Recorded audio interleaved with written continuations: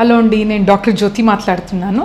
ఈరోజు మనము స్పర్మ్ అంటే హస్బెండ్ ఒక బీజ కణాల్లో ప్రాబ్లం ఏదైనా ఉంటే దాన్ని ఎట్లా ట్రీట్మెంట్ చేయాలనేది మాట్లాడుకుంటాం. నార్మల్గా స్పర్మ్ కౌంట్ అనేది చాలా ఇంపార్టెంట్ ఒక ప్రెగ్నెన్సీ కావాలంటే. ఎంత లేడీస్లో ఎగ్స్ గర్భాశయం ఇంపార్టెంటో అంత sperm quality is also very very important. So WHO World Health Organization ఒక ప్రోటోకాల్ ఇచ్చారనమాట, how we are suppose to go and examine sperms అనేది. సో స్పర్మ్స్ టెస్ట్ చేసే ముందు హస్బెండ్ అండ్ వైఫ్ 3 days కలవకూడదు, అంటే 3 days ఆఫ్ అబ్స్టినెన్స్ అని చెప్తామన్నమాట.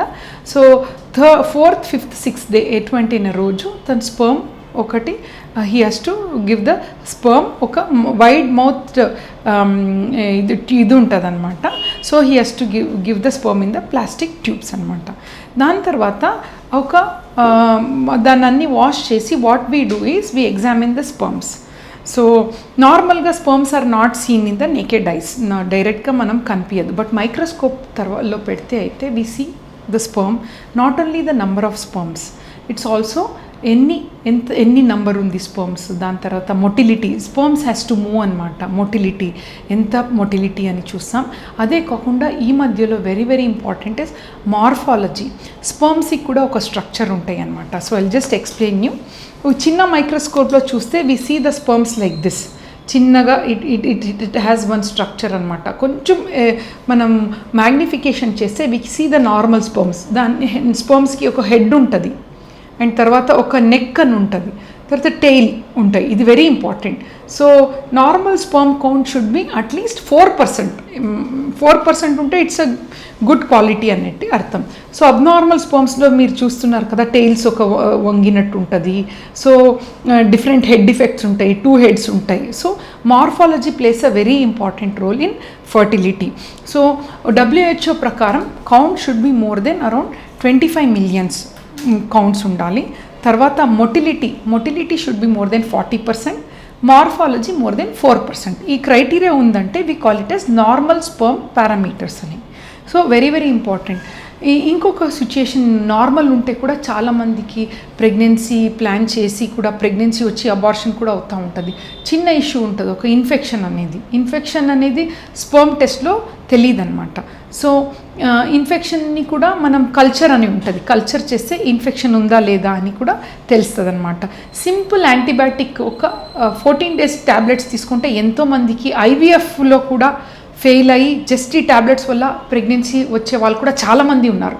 So కరెక్ట్గా treatment చేస్తే అండి pregnancy is not so difficult. హస్బెండ్స్లో ప్రాబ్లం ఉందంటే. ఇంకొక సిచ్యుయేషన్, స్పర్మ్స్ కౌంట్ తక్కువ అని చాలామంది వస్తారు, అంటే నార్మల్ కాకుండా తక్కువ ఉంది స్పర్మ్ కౌంట్ అని. First 2 things what we ask is smoking. Especially heavy chain స్మోకర్స్లో స్పర్మ్స్ ఎట్లా అంటే డెఫినెట్లీ కౌంట్, క్వాలిటీ, మార్ఫాలజీ అన్నీ తక్కువ అవుతాయి. వాళ్ళు స్మోకింగ్ సీజేషన్ అంటే స్టాప్ చేసి వి సీ ద డిఫరెన్స్ 3 monthsలో మొత్తం ఇట్ బికమ్స్ నార్మల్ అన్నట్టు. So smoking plays an important role. Second is alcohol అనేది ఇట్స్ నాట్ లైక్ స్మోకింగ్ లెక్క యూ షుడ్ స్టాప్ అనేది. Permissible limit, weekly 2 times 60 ml is still okay alcohol.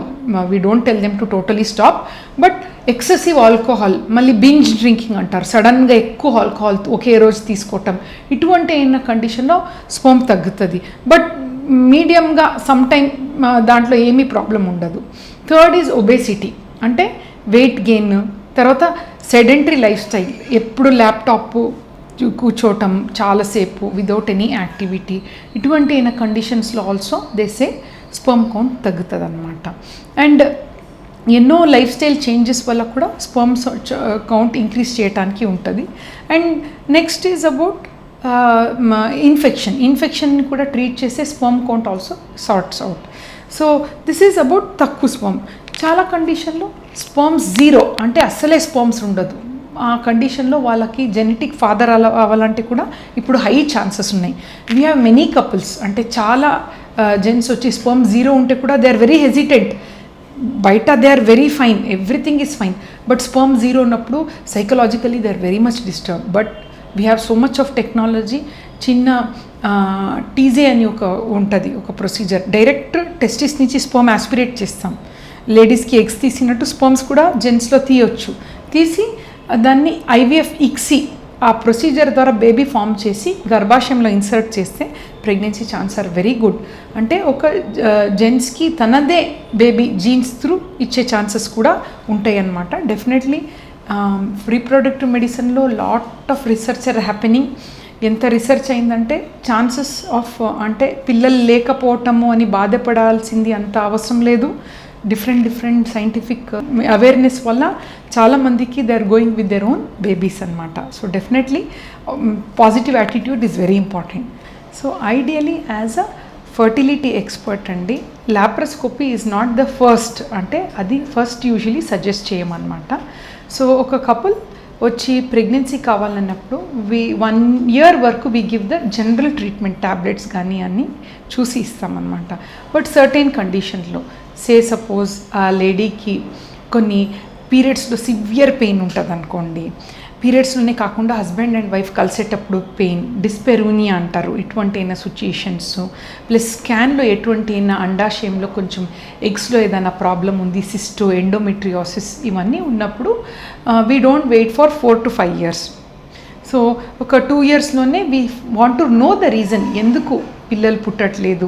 So husband sperm parameter మంచిగా ఉండి తన eggs కూడా బాగుండి uterus కూడా బాగున్నప్పుడు ఈజ్ దేర్ ఎనీ ప్రాబ్లమ్ అన్నప్పుడు we do a diagnostic laparoscopy. So what do we do, how do we do diagnostic laparoscopy అనే procedure I will just explain అండి. సో పేషెంట్ వచ్చే ముందు previous day usually what we say కొంచెం diet ఉంటుంది అనమాట. So that operation and patient కూడా pain కొంచెం తక్కువ ఉంటుంది అన్నట్టు we tell them to have a good diet regimen. Then next day when they come to laparoscopy ఫాస్టింగ్తో రావాలి. What do we do in laparoscopy? లాప్రోస్కోపీలో we are seeing in this chart కదండి, this is the abdomen, లేడీస్ది ఇదనమాట, stomach అనమాట. గర్భాశయం ఇక్కడ ఉంటుంది. సో పొట్ట నుంచి ఒక కెమెరా ఇన్సర్ట్ చేయటం జరుగుతుంది అన్నట్టు. సో కెమెరా నుంచి మనకు మొత్తం గర్భాశయం ఎట్లా ఉంది, సైజ్ ఏంటి, దానికి ఏదైనా గడ్డలు ఉన్నాయా, ఫైబ్రాయిడ్స్ ఉన్నాయా, లేదంటే ట్యూబ్స్ ఎట్లా ఎంత ఉంది, ఓపెన్ ఉందా లేదా, తర్వాత ఓవరీస్ అండాశయంలో ఏదైనా సిస్ట్ ఉందా, ఏంటి ప్రాబ్లమ్స్, లేదంటే ఒక్కొక్కసారి గర్భాశయం అత్తుకొని ఉంటుందా, డెషన్స్ ఉందా, లేదంటే ఎండోమెట్రియోసిస్సా, ఏంటి ఏ ప్రాబ్లం అని మొత్తం ఎగ్జామినేషన్ చేయగలుగుతాం. తర్వాత కూడా ఇట్స్ నాట్ ఓన్లీ ప్రొసీజర్, అదే సిట్టింగ్లో ట్రీట్మెంట్ అని కూడా వీ కెన్ డూ. సో లాప్రోస్కోపీతో హిస్ట్రోస్కోపీ అని ఒక కంబైన్ చేస్తే ఒక కెమెరా ఇక్కడ గర్భాశయంలో కూడా లోపల ఇన్సర్ట్ చేసి గర్భాశయం లోపల బేబీ పెరిగే స్పేస్ ఎంత వరకు మంచిగా ఉంది, ఏదైనా ప్రాబ్లం ఉందా గర్భాశయం లోపల, అంటే బేబీ కూర్చున్న ప్లేస్లో ఏదైనా ఒక పాలిప్ కానీ ఎటువంటి అయినా ఏదైనా ప్రాబ్లమ్స్ ఉందా అని హిస్ట్రోస్కోపీలో చూస్తామండి. చూసి ప్రాబ్లం ఉంటే ఆ టైంలోనే సార్ట్అవుట్ చేసి అది పాలిప్ కానీ అడేషన్స్ ఉంటే అదన్నీ రిలీజ్ చేస్తాం. చేసిన తర్వాత ట్యూబ్స్ ఓపెన్ ఉందా లేదా చూసుకుంటాం అనమాట. సో అండ్ తర్వాత మొత్తం వాష్ యూట్రస్ గర్భాశయం అంతా క్లీన్ చేసి దెన్ వి కమ్అవుట్. ఆ ప్రొసీజర్కి ఒకటి good thing about the procedure is painless, మొత్తం అనస్థీసియాలో జనరల్ అనస్థీసియాలో చేస్తామన్నమాట. చిన్న 2 holes ఉంటాయి, ఒకటి అంబలికల్స్ దగ్గర అసలు మార్క్ ఉండదు, ఇంకొకటి సైడ్లో ఒక చిన్న 5 mm జస్ట్ ఒక 5 mm చిన్న స్మాల్ ఇప్పుడు దీని హోల్లో చేస్తామన్నమాట. సో ఆపరేషన్ అయిన తర్వాత పేషెంట్ ఒక 2-3 hours షీ విల్ రికవర్ అన్నట్టు, అంటే అనస్థీసియా నుంచి బయటకు వచ్చి బై ఈవినింగ్ అంటే ప్రొసీజర్ అయ్యి ఒక 6 hours patient is totally comfortable, అదే రోజు కూడా డిశ్చార్జ్ చేస్తాం. This is called as a out patient based procedure అనమాట.